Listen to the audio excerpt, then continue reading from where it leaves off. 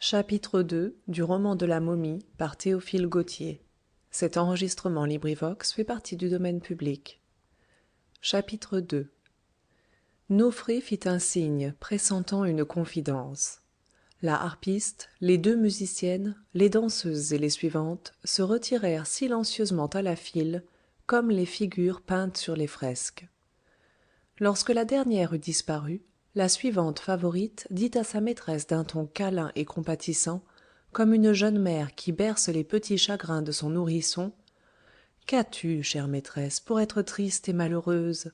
N'es-tu pas jeune, belle à faire envie aux plus belles, libre, et ton père, le grand prêtre Pétamounoph, dont la momie ignorée repose dans un riche tombeau, ne t'a-t-il pas laissé de grands biens dont tu disposes à ton gré? Ton palais est très beau, tes jardins sont très vastes et arrosés d'eau transparente. Tes coffres de pâte émaillée et de bois de sycomore contiennent des colliers, des pectoraux, des gorgerins, des anneaux pour les jambes, des bagues aux chatons finement travaillés. Tes robes, tes calasiris, tes coiffures dépassent le nombre des jours de l'année. Opimou, le père des eaux, recouvre régulièrement de sa vase féconde tes domaines, dont un gypaète volant à tire-d'aile ferait à peine le tour d'un soleil à l'autre. Et ton cœur, au lieu de s'ouvrir joyeusement à la vie comme un bouton de lotus au mois d'Hathor ou de Choïac, se referme et se contracte douloureusement. Tahoser répondit à Nofré: oui, certes, les dieux des zones supérieures m'ont favorablement traité, mais qu'importent toutes les choses qu'on possède, si l'on n'a pas la seule qu'on souhaite? Un désir non satisfait rend le riche aussi pauvre dans son palais doré et peint de couleurs vives, au milieu de ses amas de blé, d'aromates et de matières précieuses, que le plus misérable ouvrier des Memnonia, qui recueille avec de la sciure de bois le sang des cadavres, ou que le nègre demi-nu manœuvrant sur le Nil sa frêle barque de papyrus à l'ardeur du soleil de midi. Nofré sourit et dit d'un air d'imperceptible raillerie: est-il possible, ô maîtresse, qu'un de tes caprices ne soit pas réalisé sur-le-champ? Si tu rêves d'un bijou, tu livres à l'artisan un lingot d'or pur, des cornalines, du lapis-lazuli, des agates, des hématites, et il exécute le dessin souhaité. Il en est de même pour les robes, les chars, les parfums, les fleurs et les instruments de musique. Tes esclaves, de Philoé à Héliopolis, cherchent pour toi ce qu'il y a de plus beau, de plus rare. Si l'Égypte ne renferme pas ce que tu souhaites, les caravanes te l'apportent du bout du monde. La belle Tahoser secoua sa jolie tête et parut impatientée du peu d'intelligence de sa confidente. Pardon, maîtresse, dit Nofré, se ravisant et comprenant qu'elle avait fausse route, je ne songeais pas que depuis 4 mois bientôt le pharaon est parti pour l'expédition de l'Éthiopie supérieure, et que le bel Oëris, officier, qui ne passait pas sous ta terrasse sans lever la tête et ralentir le pas, accompagne sa majesté. Qu'il avait bonne grâce en son costume militaire, qu'il était beau, jeune et vaillant. Comme si elle eût voulu parler, Tahoser ouvrit à demi ses lèvres roses. Mais un léger nuage de pourpre se répandit sur ses joues, elle pencha la tête, et la phrase prête à s'envoler ne déploya pas ses ailes sonores. La suivante crut qu'elle avait touché juste, et continua. En ce cas, maîtresse, ton chagrin va cesser. Ce matin, un coureur haletant est arrivé, annonçant la rentrée triomphale du roi avant le coucher du soleil. N'entends-tu pas déjà 1000 rumeurs bourdonner confusément dans la cité, qui sort de sa torpeur méridienne? Écoute, les roues des chars résonnent sur les dalles des rues, et déjà le peuple se porte en masse compacte vers la rive du fleuve pour le traverser et se rendre au champ de manœuvre. Secoue ta langueur, et toi aussi viens voir ce spectacle admirable. Quand on est triste, il faut se mêler à la foule. La solitude nourrit les pensées sombres. Du haut de son char de guerre, Ahmosis te décochera un gracieux sourire et tu rentreras plus gai à ton palais. Ahmosis m'aime, répondit Tahoser, mais je ne l'aime pas. Propos de jeune vierge, répliqua Nofré, à qui le beau chef militaire plaisait fort, et qui croyait jouer la nonchalance dédaigneuse de Tahoser. En effet, Ahmosis était charmant. Son profil ressemblait aux images des dieux taillées par les plus habiles sculpteurs. Ses traits fiers, réguliers, égalaient en beauté ceux d'une femme. Son nez légèrement aquilin, ses yeux d'un noir brillant, agrandis d'antimoine, ses joues au contour poli, d'un grain aussi doux que celui de l'albâtre oriental, ses lèvres bien modelées, l'élégance de sa haute taille, son buste aux épaules larges, aux hanches étroites, ses bras vigoureux où cependant nul muscle ne faisait saillir son relief grossier, avaient tout ce qu'il faut pour séduire les plus difficiles. Mais Tahoser ne l'aimait pas, quoi qu'en pensât Nofré. Une autre idée qu'elle n'exprima pas, car elle ne croyait pas Nofré capable de la comprendre, détermina la jeune fille. Elle secoua sa nonchalance, quitta son fauteuil avec une vivacité qu'on n'aurait pas attendue d'elle à l'attitude brisée qu'elle avait gardée pendant les chœurs et les danses.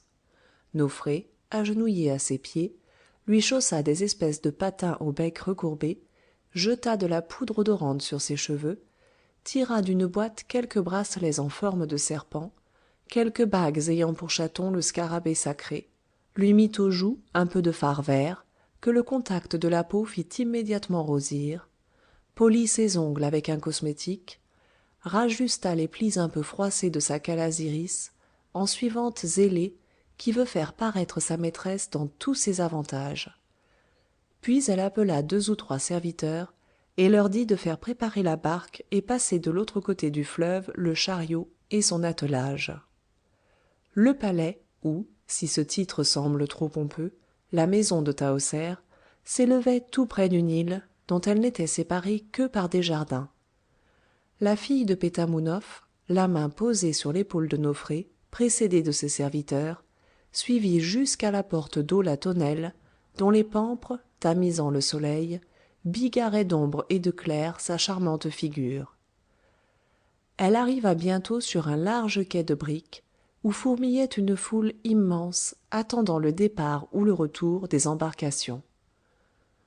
Oph, la colossale cité, ne renfermait plus dans son sein que les malades, les infirmes, les vieillards incapables de se mouvoir et les esclaves chargés de garder les maisons. Par les rues, par les places, par les dromos, par les allées de sphinx, par les pylônes, par les quais, coulait un fleuve d'êtres humains se dirigeant vers le Nil. La variété la plus étrange bariolait cette multitude. Les Égyptiens formaient la masse et se reconnaissaient à leur profil pur, à leur taille svelte et haute, à leurs robes de fin lin ou à leurs calasiris soigneusement plissés. Quelques-uns, la tête enveloppée dans une étoffe à raies bleues ou vertes, les reins serrés d'un étroit caleçon, montraient jusqu'à la ceinture leur torse nu, couleur d'argile cuite. Sur ce fond indigène tranchaient des échantillons divers de races exotiques. Les nègres du Haut-Nil, noirs comme des dieux de basalte, les bras cerclés de larges anneaux d'ivoire et faisant balancer à leurs oreilles de sauvages ornements, les Éthiopiens bronzés, à la mine farouche, inquiets malgré eux dans cette civilisation, comme des bêtes sauvages au plein jour, les Asiatiques au teint jaune clair, aux yeux d'azur, à la barbe frisée en spirale, coiffés d'une tiare maintenue par un bandeau, drapés d'une robe à franges chamarrée de broderies. Les pélages vêtus de peaux de bêtes, rattachés à l'épaule, laissant voir leurs bras et leurs jambes bizarrement tatoués, et portant des plumes d'oiseaux sur leur tête, d'où pendaient 2 nattes de cheveux que terminait une mèche aiguisée en accroche-cœur.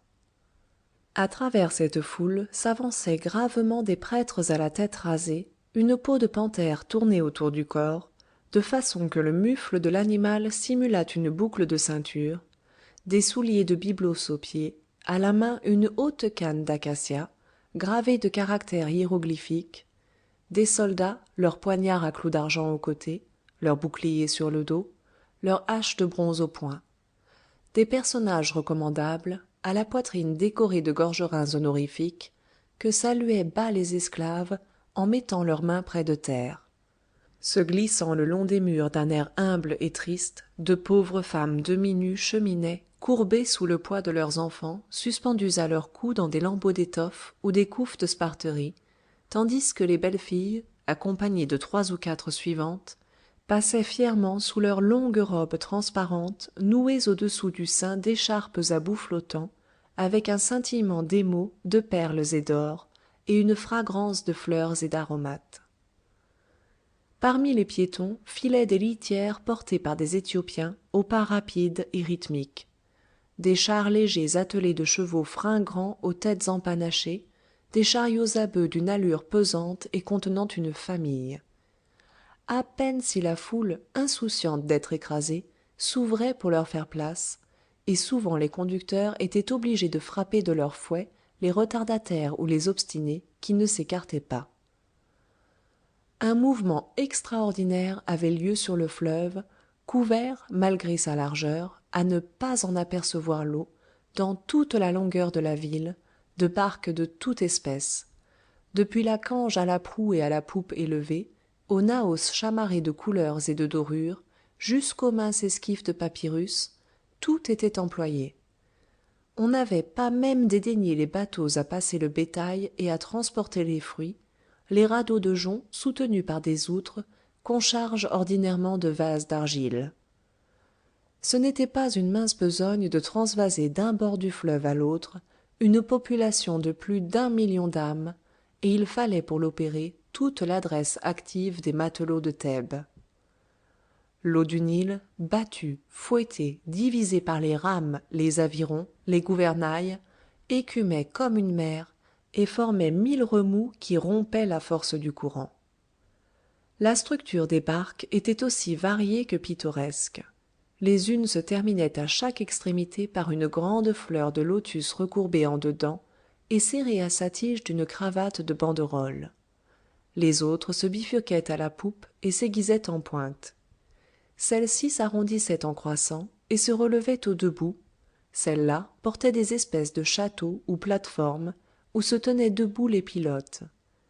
Quelques-unes consistaient en 3 bancs d'écorce reliés avec des cordes et manœuvrés par une pagaie.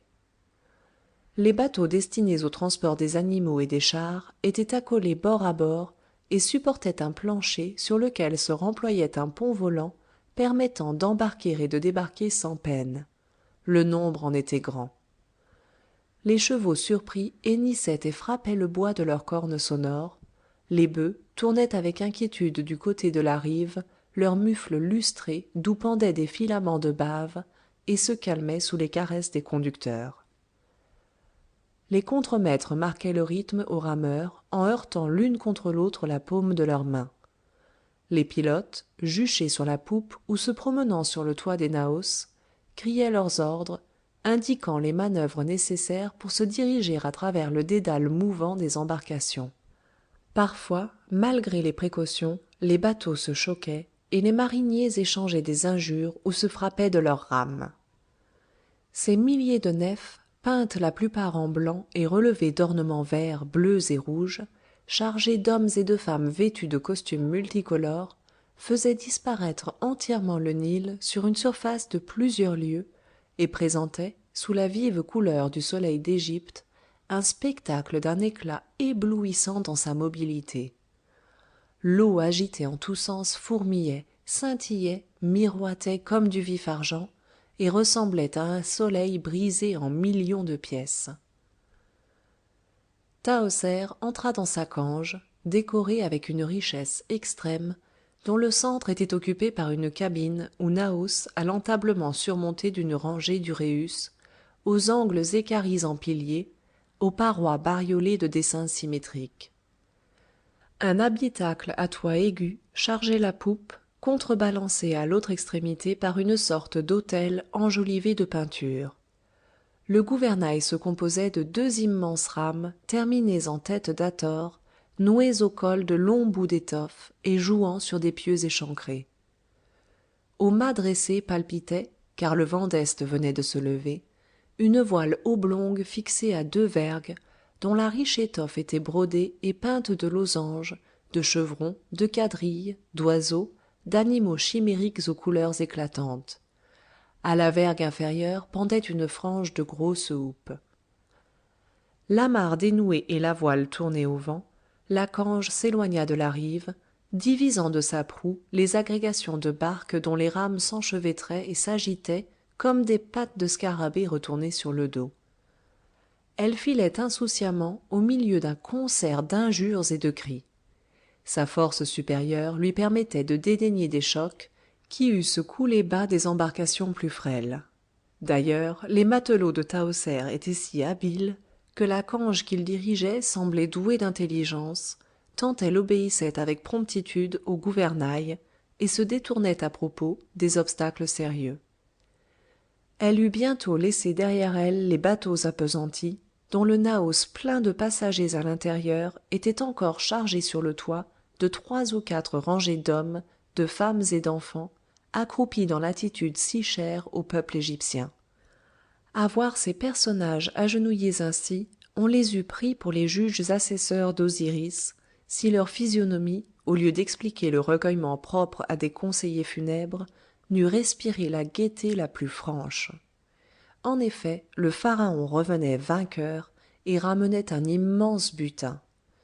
Thèbes était dans la joie, et sa population tout entière allait au-devant du favori d'Amon-Ra, seigneur des diadèmes, modérateur de la région pure, Aroëris tout-puissant, roi soleil et conculcateur des peuples. La cange de Tahoser atteignit bientôt la rive opposée. La barque qui portait le char aborda presque en même temps.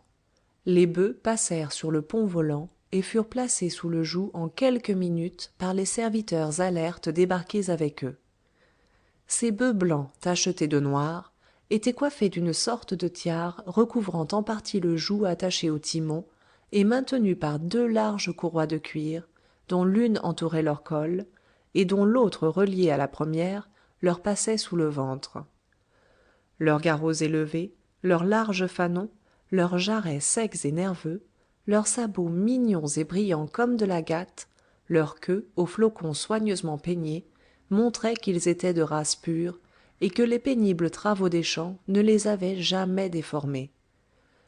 Ils avaient cette placidité majestueuse d'Apis, le taureau sacré, lorsqu'il reçoit les hommages et les offrandes. Le char, d'une légèreté extrême, pouvait contenir 2 ou 3 personnes debout. Sa caisse demi-circulaire, couverte d'ornements et de dorures distribués en lignes d'une courbe gracieuse, était soutenue par une sorte d'étançon diagonal dépassant un peu le rebord supérieur, et auquel le voyageur s'accrochait de la main lorsque la route était raboteuse ou l'allure de l'attelage rapide. Sur l'essieu, placé à l'arrière de la caisse pour adoucir les cahots, pivotaient 2 roues à 6 rayons que maintenaient des clavettes rivées. Au bout d'une hampe plantée dans le fond du char, s'épanouissait un parasol figurant des feuilles de palmier.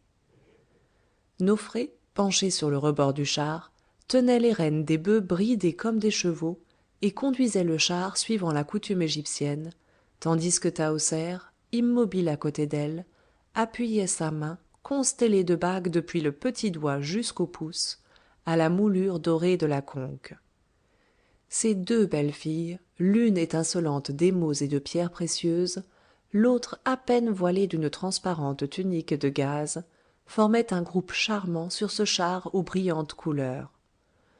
8 ou 10 serviteurs, vêtus d'une cotte à raies obliques, dont les plis se massaient par devant, accompagnaient l'équipage, se réglant sur l'allure des bœufs. De ce côté du fleuve, l'affluence n'était pas moins grande. Les habitants du quartier des Memnonia et des villages circonvoisins arrivaient de leur côté, et à chaque instant les barques, déposant leurs charges sur le quai de briques, apportaient de nouveaux curieux qui épaississaient la foule. D'innombrables chars, se dirigeant vers le champ de manœuvre, faisaient rayonner leurs roues comme des soleils parmi la poussière dorée qu'ils soulevaient. Thèbes, à ce moment, devait être déserte comme si un conquérant eût emmené son peuple en captivité. Le cadre était d'ailleurs digne du tableau. Au milieu de verdoyantes cultures, d'où jaillissaient des aigrettes de palmiers doums, se dessinaient, vivement coloriées, des habitations de plaisance, des palais, des pavillons d'été entourés de sycomores et de mimosas. Des bassins miroitaient au soleil, des vignes enlaçaient leurs festons à des treillages voûtés. Au fond se découpait la gigantesque silhouette du palais Ramsès-Meyamoun, avec ses pylônes démesurés, ses murailles énormes, ses mâts dorés et peints, dont les banderoles flottaient au vent. Plus au nord, les 2 colosses qui trônent avec une pose d'éternelle impassibilité montagne de granit à forme humaine, devant l'entrée de l'aménophium, s'ébauchait dans une demi-teinte bleuâtre, masquant à demi le ramesséium plus lointain et le tombeau en retraite du grand prêtre, mais laissant entrevoir par un de ses angles le palais de ménephta. Plus près de la chaîne libyque, le quartier des Memnonia, habité par les colchytes, les paraschistes et les taricheutes, faisait monter dans l'air bleu les rousses fumées de ses chaudières de natron. Car le travail de la mort ne s'arrête jamais, et la vie a beau se répandre tumultueuse, les bandelettes se préparent, les cartonnages se moulent, les cercueils se couvrent d'hiéroglyphes, et quelque cadavre froid, allongé sur le lit funèbre à pieds de lion ou de chacal, attend qu'on lui fasse sa toilette d'éternité. À l'horizon, mais rapprochées par la transparence de l'air, les montagnes libyques découpaient sur le ciel pur leurs dentelures calcaires et leurs masses arides évidées par les hypogées et les syringes. Lorsqu'on se tournait vers l'autre rive, la vue n'était pas moins merveilleuse. Les rayons du soleil coloraient en rose, sur le fond vaporeux de la chaîne arabique, la masse gigantesque du palais du Nord que l'éloignement pouvait à peine diminuer et qui dressait ses montagnes de granit, sa forêt de colonnes géantes, au-dessus des habitations à toit plat. Devant le palais s'étendait une vaste esplanade descendant au fleuve par deux escaliers placés à ses angles. Au milieu, un dromos de criosphinx, perpendiculaire au Nil, conduisait à un pylône démesuré, précédé de deux statues colossales et d'une paire d'obélisques dont les pyramidions, dépassant sa corniche, découpaient leurs pointes couleur de chair sur l'azur uni du ciel. En recul au-dessus de la muraille d'enceinte se présentait par sa face latérale le temple d'Ammon, et plus à droite s'élevaient le temple de Khons et le temple d'Opht. Un gigantesque pylône vu de profil et tourné vers le midi, deux obélisques de 60 coudées de haut, marquaient le commencement de cette prodigieuse allée de 2000 sphinx à corps de lion et à tête de bélier, se prolongeant du palais du Nord au palais du Sud. Sur les piédestaux, l'on voyait s'évaser les croupes énormes de la première rangée de ces monstres tournant le dos au Nil. Plus loin s'ébauchaient vaguement dans une lumière rosée des corniches où le globe mystique déployait ses vastes ailes, des têtes de colosses à figure placide, des angles d'édifices immenses, des aiguilles de granit, des superpositions de terrasses, des bouquets de palmiers, s'épanouissant comme des touffes d'herbe entre ces prodigieux entassements. Et le palais du Sud développait ses hautes parois coloriées, ses mâts pavoisés, ses portes en talus, ses obélisques et ses troupeaux de sphinx. Au-delà, tant que la vue pouvait s'étendre, Hop se déployait avec ses palais, ses collèges de prêtres, ses maisons, et de faibles lignes bleues indiquaient au dernier plan la crête de ses murailles et le sommet de ses portes. Tahoser regardait vaguement cette perspective familière pour elle, et ses yeux distraits n'exprimaient aucune admiration. Mais, en passant devant une maison presque enfouie dans une touffe de luxuriante végétation, elle sortit de son apathie, sembla chercher du regard sur la terrasse et à la galerie extérieure une figure connue. Un beau jeune homme, nonchalamment appuyé à une des colonnettes du pavillon, paraissait regarder la foule. Mais ses prunelles sombres, devant lesquelles semblait danser un rêve, ne s'arrêtèrent pas sur le char qui portait Tahoser et Nofré. Cependant la petite main de la fille de Pétamounoph s'accrochait nerveusement au rebord du char. Ses joues avaient pâli sous la légère couche de fard dont Nofré les avait peintes, et, comme si elle défaillait, à plusieurs reprises elle aspira l'odeur de son bouquet de lotus. Fin du chapitre 2. Enregistré par Nadine Ekert-Boulet à Copenhague en mai 2000.